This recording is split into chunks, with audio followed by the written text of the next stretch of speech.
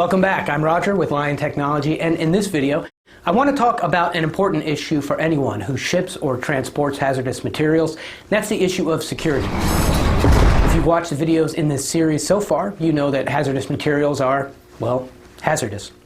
They're explosive, they're poisonous, flammable, reactive, radioactive, corrosive, and hazardous in a lot of other ways. Those hazards, unfortunately, make these materials an attractive target for groups or individuals that want to harm others through acts of terrorism, inflicting violence, injury, and death on a specific group or the public at large.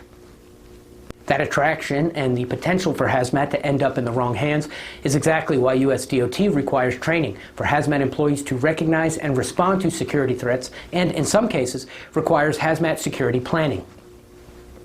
We're going to talk about those DOT requirements and what you need to do to comply in this edition of Hazmat Shipping Essentials.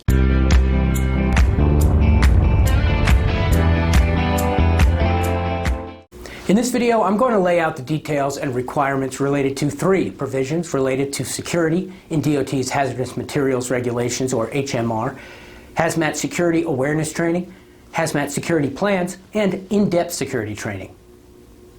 What got me thinking about hazmat security was an article I read about two recent terror attacks in March 2026, and the fact that, in both cases, it turns out that the suspect or suspects shopped at a large consumer fireworks retailer before carrying out their attack.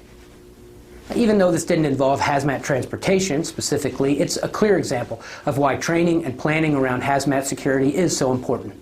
These individuals targeted retail stores, but they could have also targeted an employee at a chemical manufacturer, a truck driver with placards on their truck, or a warehouse manager. And hazardous materials have been used in attacks on Americans and around the world. In the 1995 attack of a federal building in Oklahoma City, a homemade bomb made from fuel and fertilizer killed 168 people, including 19 children. That same year, members of a cult in Japan released sarin gas into the Tokyo subway system, killing at least 12 people and injuring hundreds of others. During the war in Iraq in 2007, insurgents attached explosives to tanker trucks carrying chlorine on many occasions and detonated them in public places, causing explosions and mass chemical exposure. Preventing attacks like these is why US DOT requires security awareness training for all hazmat employees as part of the training mandated by 49 CFR Part 172 Subpart H. This regulation says that each hazmat employee must receive training that provides an awareness of security risks associated with hazardous materials transportation and methods designed to enhance transportation security. The rule also says that training must include a component covering how to recognize and respond to possible security threats. For a refresher on who needs hazmat training and what's required, you can check out the first video in this series, Hazmat Training and Compliance Basics.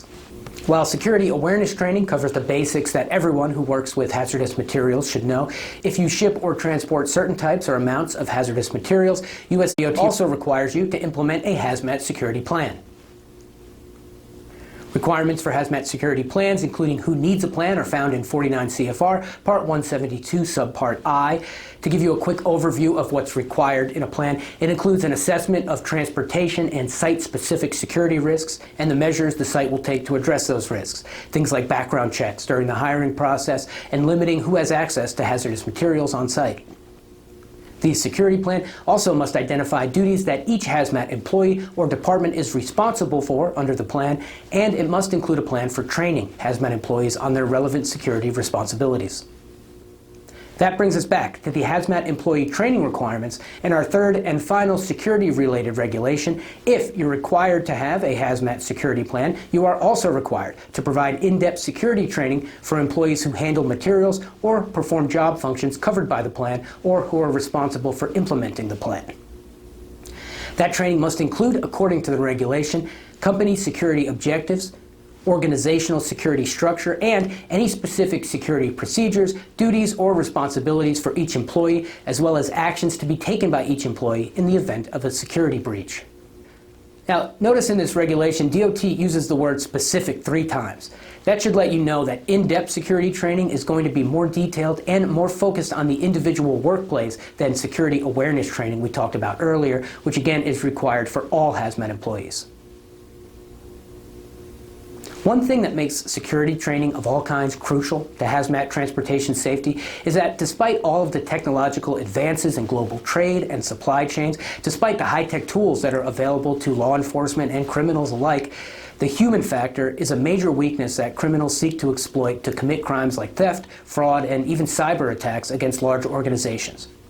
By training people to recognize and respond to security threats throughout the supply chain, shippers and carriers of hazardous materials are doing their part to prevent hazmat from falling into the wrong hands. Thank you for checking out this edition of Hazmat Shipping Essentials. To learn more about hazmat security plans, training requirements, or placarding for hazmat shipments, click the links in the video description. Don't forget to subscribe to our channel and give this video a like if you found it useful or interesting. Thanks again. I'll see you in the next video.